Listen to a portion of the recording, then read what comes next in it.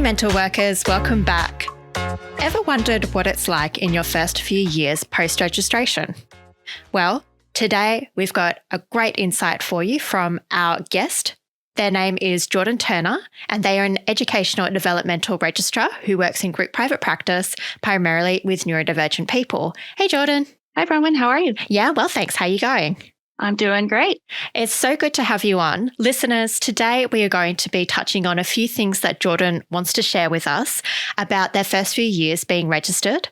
We're going to talk about what it's like being pregnant when you're fully registered and what that is like with clients who might have some additional questions and be pushing those boundaries a little bit. We're also going to talk about how Jordan builds rapport and how she focused on that a lot in her first year. We're going to be touching on setting boundaries, both with clients and with yourself, and any other bits and pieces that come up, I imagine. Right, Jordan? Yeah. Well, let's see what happens. We will see what happens and we will dive in. So, Jordan, I want to bring us into the action straight away. And please take me and listeners to the time when you were pregnant and seeing clients. What was that like? What was happening?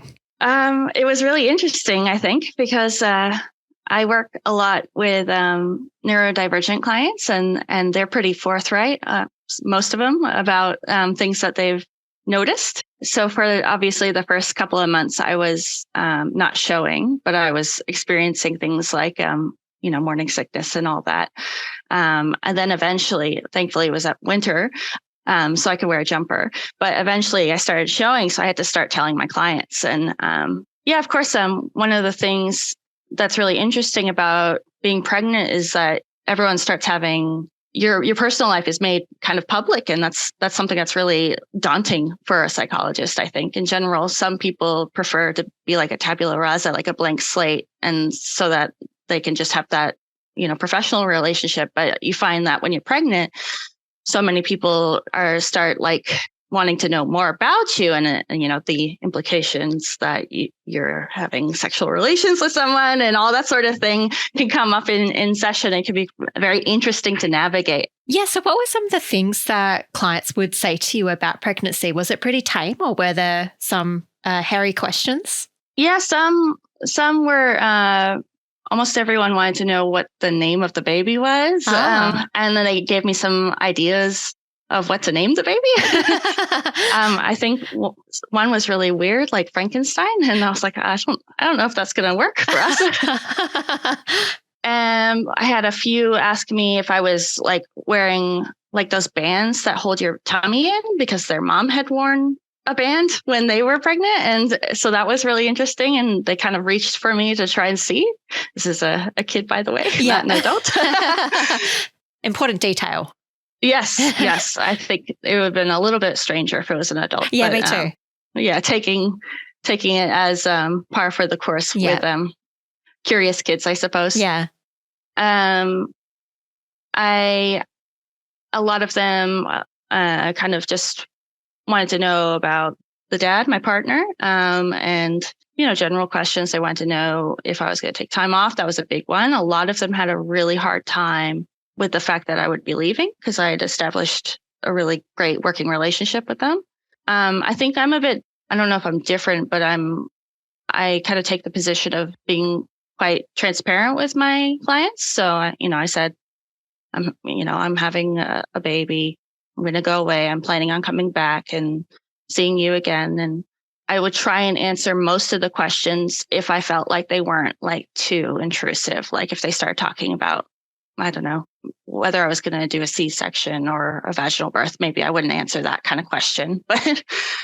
But yeah, because I work mostly with kids, also the parents had a lot of questions as well. And they were, because it was my first child, they were kind of like, it was interesting that where I was giving them advice about how to work with their kids, their neurodivergent kids, they were then in that role of I'm a first time parent, and now, they kind of have more knowledge in that space, I suppose, of what it's like to be a parent for the first time and dealing with babies and navigating that, which is really interesting.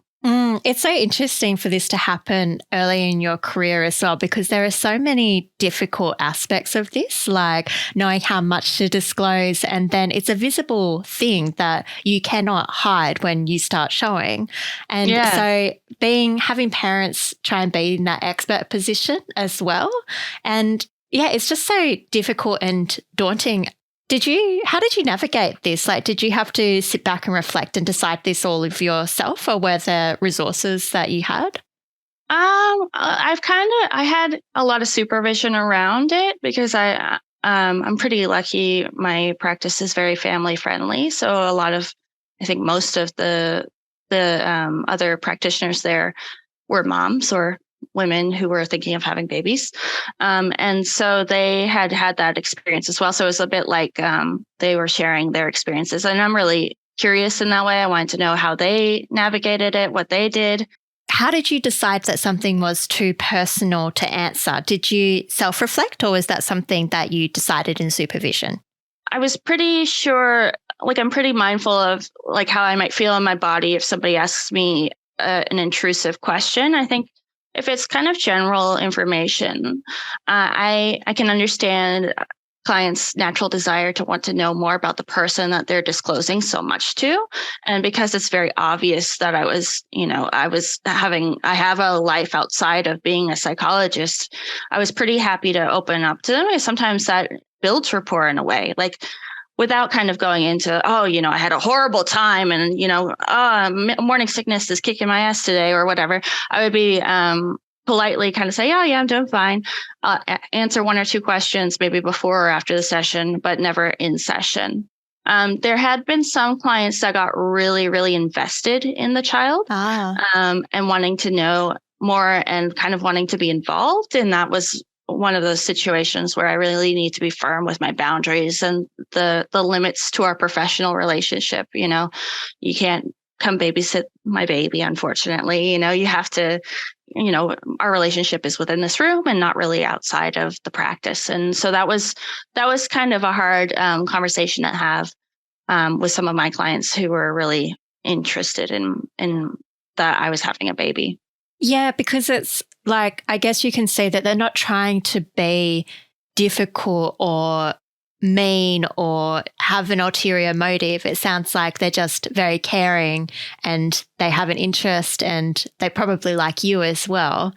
And so having that conversation, that limit setting conversation, can feel really awkward and uncomfortable. Yeah. I think fundamentally, a lot of the kids that I worked with feel really alone and don't have a lot of supports or friends or anything like that. I really, really like working with kids like that. And just being that a stable person in their life that makes them feel affirmed and happy and comfortable with themselves. And it's so natural for them to either accidentally or on purpose try and be more involved with me, even though I'm just, I'm their therapist. I see them once every fortnight, stuff like that. I had some other clients who got really angry about me being pregnant and not wanting. They're like, they kind of distanced themselves a little once they found out because they were a bit. I guess that was their way of kind of managing their emotions around someone they had formed an attachment to, then having to let go of them for however long. This is really rich, like psychodynamic stuff as well, like the transfer, because everybody has different ways of coping and reacting. So I imagine some people who don't want to be or have that feeling of abandonment would be the ones who would distance themselves from you. And maybe other people who wanted a closer connection to you were the ones who were like, yeah, I'll babysit your kids. Can you name your kid after me? I don't know, stuff like that. And so I'm just curious, like this is pretty advanced stuff that I am only recently learning, like maybe past 6 months, and I'm 2.5 years registered now. Like, did you practice from a psychodynamic perspective, or CBT was your jam? No, I guess the short answer is no, not in practice. You kind of do the baseline CBT and you get that into your repertoire, I suppose. But as I work more with clients and stuff, I find that because I like to work within the family system, you can really see attachment and all that sort of thing kind of going right into it. And I've just when maybe I'm still kind of new to this, but when I think about psychodynamic theory, I think about like Freud, and I'm like, nah, he's full of crap. He's obviously outdated and stuff like that. But yeah, the more I go into it, the more you can see the merit in how our early attachments shape how we interact, and especially with somebody who's, in quotation marks, a caregiver like your therapist.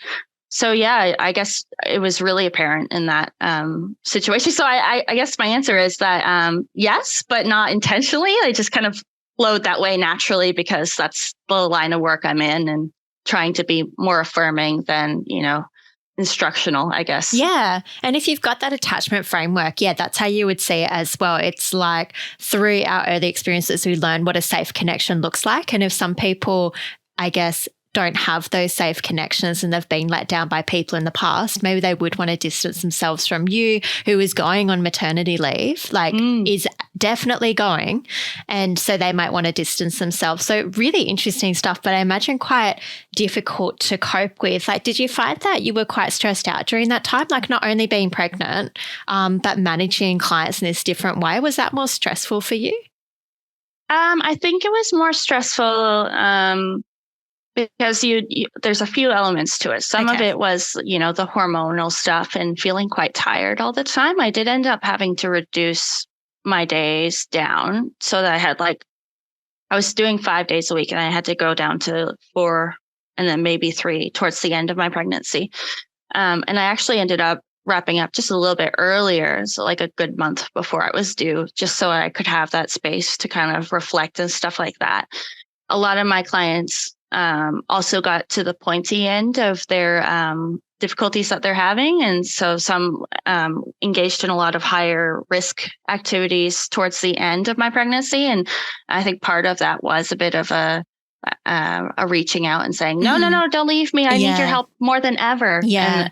And that was pretty difficult to manage. I had a lot of supervision at that point and a lot of reflection and a lot of debriefing because there's a lot of really challenging clients that were just, and the thing is that I love these challenging clients. I love working with these complex clients with these wonderful interplay between, neurodivergence, trauma, whatever, what have you, PDA, whatever. I love working with those clients, but I had to realize that my bandwidth was not there to manage. And especially when I had, when I was going on to mat leave, I had to be able to hand them over to somebody and have them in a relatively stable place before I left, which was challenging because they, some of them upped the ante as I left. And I mean, I think they ended up being okay in the end. Some of them have re-engaged after I got back. So that was nice. I do have a random question just based off of what you said before, that you like working with complex clients, because I wanted to ask about it because my reaction when I think of complex clients is nausea. And I understand that people are complex. I get that. Like baseline is complexity, but then there's like a whole nother level of complexity. And I'm just curious, have you always been drawn to the hardest shit that you can deal with? Or is there some other motivating factor that is like, give me hard stuff? I think it's a mixture of just having a natural interest in people who present more complex. Like my master's research was on neurodivergent women, and they tend to have a lot of trauma and misdiagnosis and like all sorts of things kind of leveled on us. There's also so many things that might be in their personal life that have popped up because they're neurodivergent. But I also just really, it's just so, I'll give you an example. So with a lot of demand avoidant clients, some of them don't want to go to therapy and they just, it's such a struggle to get them in the room. And once they get in the room, they're like, nah, I don't want to talk to you. And the complexity around that is trying to get them to engage, and they just don't want to, and they don't want to be there. A lot of kids don't want to go to therapy, especially if they've been going for a long time, if they're neurodivergent and diagnosed early. But when you really get to them and you hear them and you make them feel heard, and I think giving them autonomy in the room kind of makes them feel, because I think all kids kind of just want to be heard and seen and respected because they don't have a lot of respect in their lives. they let down their guard and they share stuff with you. And it's just so beautiful that kind of, it feels, it's like, yes, it's like the sweet spot. As soon as they kind of feel safe enough to confide in me, I just feel, oh yes, thank you. And I guess that's kind of part of the complexity that I work with. I tend to work with a lot of higher risk clients, for better or for worse. I got in my first year really, really good at risk assessment, which is kind of funny because at this point now it's just like, oh, yep, self-harm. Oh, yeah, suicide ideation. Let's go through the list. I'm ready to go. Let's do it. Yeah. And it's just become rote at this point, which is funny because before I became a psych, it was like the most scary thing to me was like suicide risk and all that. And I just feel like that was like a huge learning curve in my first year. And I really kind of, got comfortable with it. I mean, it's always so emotionally draining, those clients, but because it's hard to hear, but, I don't know. I'm drawn to the dark and twisty stuff and I just want to help people who like, I'm thinking of like Meredith Grey on Grey's Anatomy, dark and twisty. Yeah. Well, it sounds very satisfying to see the results of your work, like to have a PDA child open up to you. It's a real privilege. And like you said, it can be really beautiful to create that space where they do feel safe and heard. So I can get that. I can empathize with that and not feel as nauseated. I can also see the appeal of knowing a process with suicidal clients and then being able to apply that and having confidence in your skills and techniques. That sounds really satisfying as well. Yeah. Yeah. And definitely doing a lot of research in that area was really helpful. Like having, I was scared of the idea of it when I first became a psychologist. So I overstudied it. So I was prepared. And every time I even now, at this point, I still debrief with my supervisor if somebody's disclosed risk, just so I make sure that I have all my, T's crossed and I's dotted. I think that's a really good idea.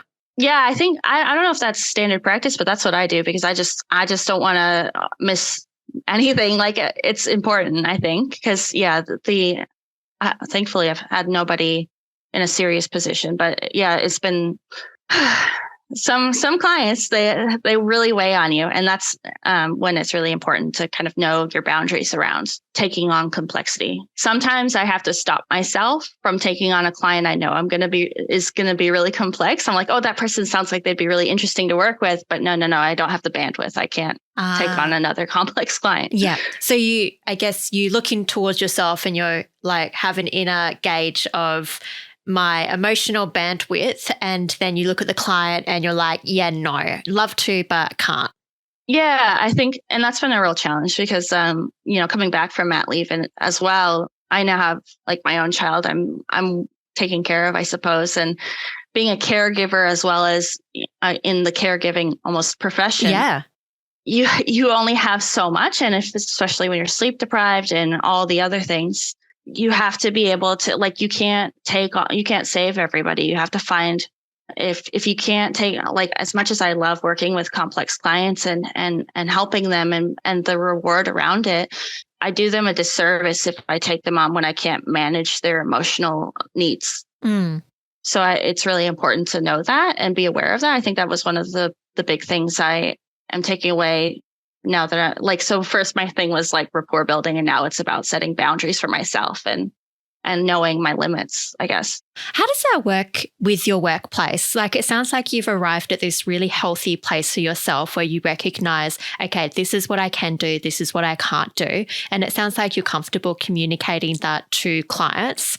But how does that interact with the workplace? Because with the workplace, sometimes you'll be like, look, I can't take on this client. And they're like, you need to take on this client. I think I'm very lucky. I have a very supportive workplace that are aware of like the well-being of the practitioners that work there. We work in a challenging space, and our clients tend to be complex, and they are just so aware of burnout. They don't want, it's a private practice, and I think at this point, psychologists and, OTs and speechies and all that are all in really high demand. So if somebody burns out, that's another person that's off. And then you have to find somebody who can support that person. And there's a whole rapport building aspect again. And so I think our practice just kind of understands the importance of practitioner well-being. That's amazing. And it's a theme that I'm hearing. I've done a few of these interviews now with listeners, and it's a really common theme. It's like if your workplace is unsupportive, it can break you. If they're supportive, they can make you. And I guess, listener, just sidestep here. But yeah, if you're in an unsupportive workplace who doesn't care about whether you burn out or not, try and find something else. Yeah, 100%. Yeah. Don't stick around. Yeah, because I'm so glad that employers are recognizing this, because you're right. It's like if you burn out, you are taking a few months off. It's in their best interest to make sure that you don't burn out. Otherwise, they're down an employee, and it's really hard to find psychologists to replace you in this work climate. Definitely. I 100% feel that. And especially since COVID, everything's a bit more pointy than it used to be. I mean, not that I know what it was before, but I've heard from other people that there's a lot more trauma. There's a lot more suicide ideation. There's a lot more self-harm, especially with kids and teens and stuff. I feel like they are more heightened than they used to be. We do assessments at our workplace, and the demand is just shot through the roof. That's so interesting. Yeah. It's so funny hearing you say that. And I'm so glad that you acknowledged it, that as early career psychs, like I did my provisional during COVID. Did you do your provisional during COVID as well? I did. Yeah. And that was interesting. Yeah, it was so interesting. It's like overnight, okay, learn like telehealth, and now your clients are telehealth, and work out how to do that with kids. Good luck. Bye. Oh, God. Yeah. So it's just like, but I'm so glad you acknowledged, and that other people seem to have acknowledged as well, that it does seem to be pointier now, like with COVID, and we are developing in this pointy environment, which is difficult. And I just love it how sometimes you hear other psychologists be like, early career psychs are such snowflakes, they're not resilient. And I'm like, dude, we are doing such complex stuff.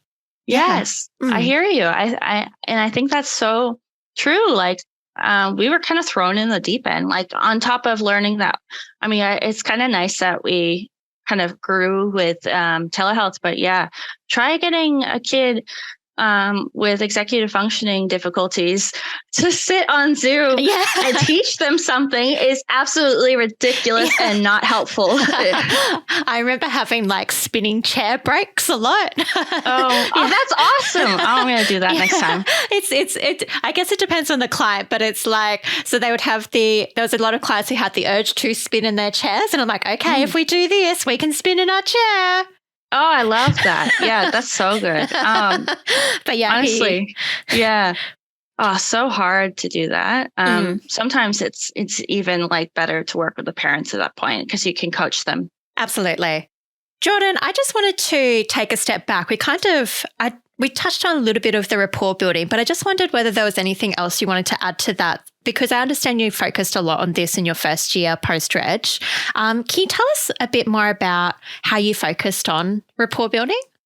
I think the main thing was that a natural tendency for early career psychologists is to kind of figure out their modality. Like, am I CBT, or am I going to do schema, or am I going to, do psychodynamic or whatever?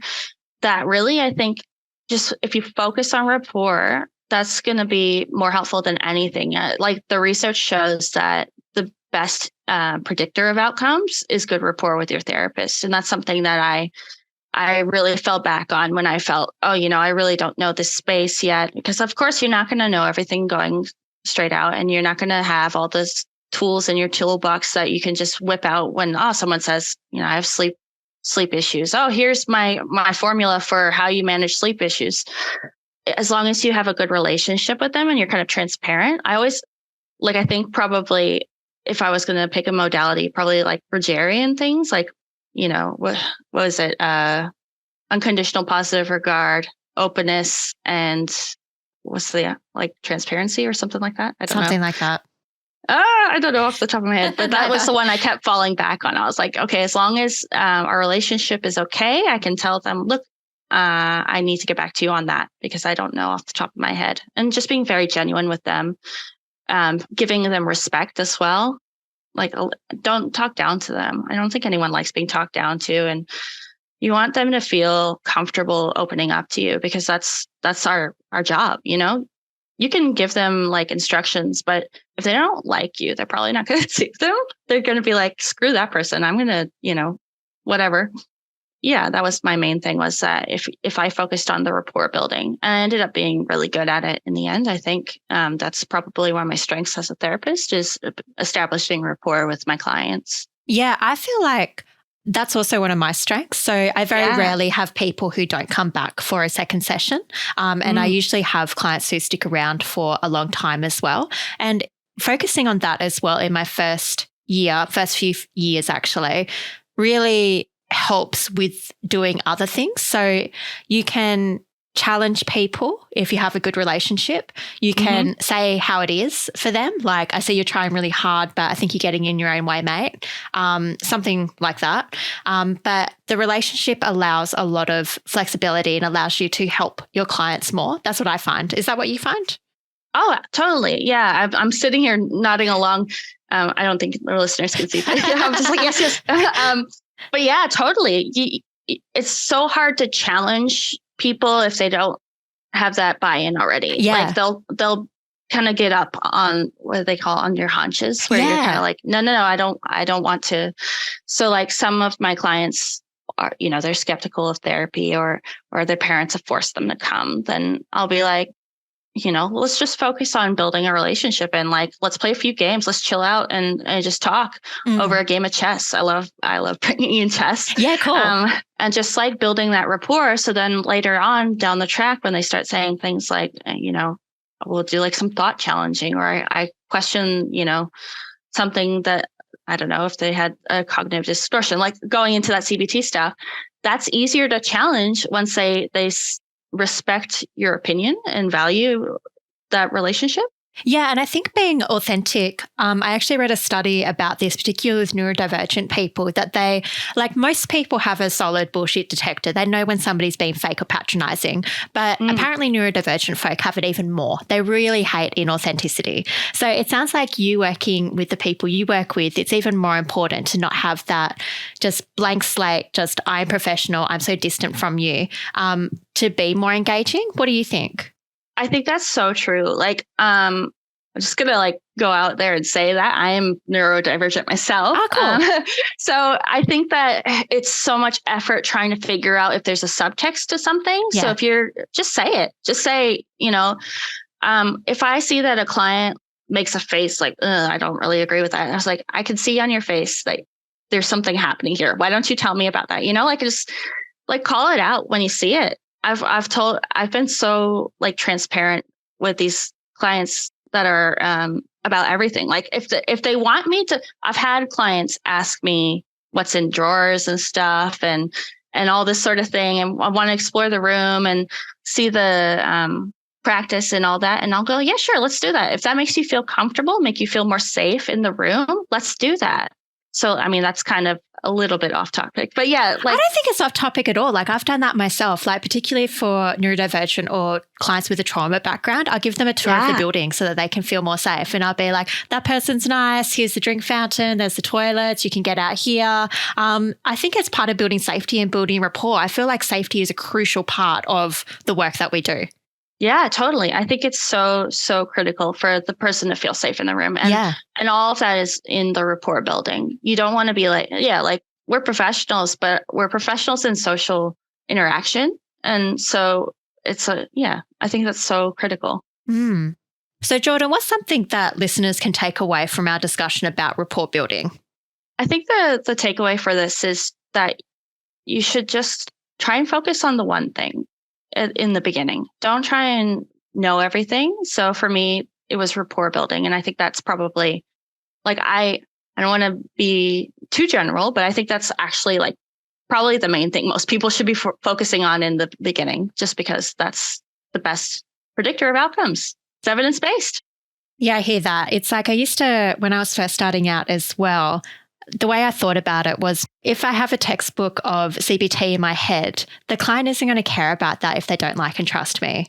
So I could have the best techniques in the world, but if we don't have that buy-in, if they don't feel that I genuinely care about their well-being and their outcome, then they're not going to care.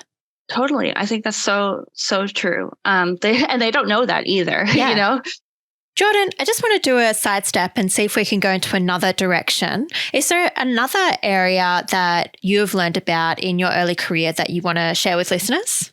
Yeah. So I guess off the back of rapport building, it's also kind of managing your boundaries as well, because part of rapport building can be a bit of self-disclosure and knowing, I think I talked about this a bit with the mat leave stuff, but knowing, what's okay to share and what you should keep to yourself and things like that. So it's a fine line. So you can share general things like, I belong to this. I think a lot of neurodivergent clinicians are now disclosing that, or I belong to this kind of subculture or something like that, to make a client feel more like it's safe to open up. But you also don't want to go in and start disclosing things like the thing I've dealt with personally in my life, and I know that setting boundaries there can be challenging with my clients, because they want to know more and they might ask you some intrusive things. I've had a few clients ask me about my personal experience with neurodivergence and being a part of the queer community and stuff like that. And that's just something that's hard to navigate, I think. Yeah. So you kind of toe the line carefully. And I'm so aware of that as setting boundaries. But on top of that is boundaries isn't just in session. It's also, like I said before, with boundaries for yourself, how much you take on, and as well as boundaries in the workplace. So when you're talking with your boss, I can't take on this client. I don't have the bandwidth for it. I think a lot of clinicians just want to help, and sometimes they'll help to their detriment, take on more than they can, because I'll just squeeze that extra person in. I can make it work. They really, really need their my help. I just need to help them. They kind of rush in, or I really want to help my boss with this. And it is, I think it's probably an uphill battle for a lot of us to say, look, I can't do that, or even saying no. And that's so challenging. So I think upskilling in learning to say no and setting that boundary is so critical, especially if you wanted to go out and do something like what you're doing, Bronwyn, which is solo private practice, where you have to be the one to say no. You can't defer to your boss or somebody else. And that's something that's really important, I think. Because we have these tough conversations too. And we have to say, if a client says to us, please don't tell my parents, you have to say, no, sorry, man, I got to tell your parents, this is not safe. My prime goal is to keep you safe. That's setting a boundary. And you're modeling that to some clients who maybe don't have that great a boundary to begin with. Yeah, I think that's a trap that we can fall into. So when we build rapport, we do want to get along with the client, but I feel like we also need to be comfortable with them potentially not liking us. They're not going to agree with everything that we do or like us all the time, and we can still have a good relationship. But that can be really difficult if you're a people pleaser or self-sacrificer. Oh, totally. Yeah. And you always kind of feel like, ugh, whenever you have to say something really challenging. Yeah, absolutely. I know that setting boundaries with in our practice, we have a policy that if we have to mandatory report, we tell the parent, I know that you mean the best for your kid, but I'm going to have to report what's happening here. And that's such a hard conversation to have. It's the hardest thing ever. Yeah, I think that would be up there in hardest conversations for psychologists, definitely. Oh, yeah. Or even saying, look, I don't think you're safe to go home right now. Yeah. We're going to have to go. I'm going to call somebody, or we're going to make sure that you get to the hospital. That's a really hard one to have too. Yeah. And making that call as an early career psychologist as well, it can be am I doing the right thing? Am I doing the wrong thing? And I guess it speaks to the importance of seeking advice from your colleagues as well, and debriefing and really checking in what your next steps are, right? Oh, yeah, totally. I think that, talking about resilience, one of the big factors in resilience is social connection. I think that, our work is so flippin' hard. It's a hard job, and it's even harder right now after COVID and all that. So you need to debrief. You can't be an island in this job. Sometimes you need to say, oh my God, that was so scary. I was flipping out, but you're so I'm calm. Yeah. I'm zen, in session, but inside you're oh my God. Yeah. Afterwards, that's when you need to talk to somebody and just unpack it. Yeah. I'm just curious, Jordan, When you have difficult conversations with clients or you need to set boundaries or they ask you personal questions and you don't want to answer, do you have canned responses? Like, do you practice things to say outside of sessions or do you just make it up on the spot? I usually have like dot points before a session where I cover like if it's a planned one where I'm going to say, like if I have to do a mandatory report, I'll say, I want to cover this and this and this.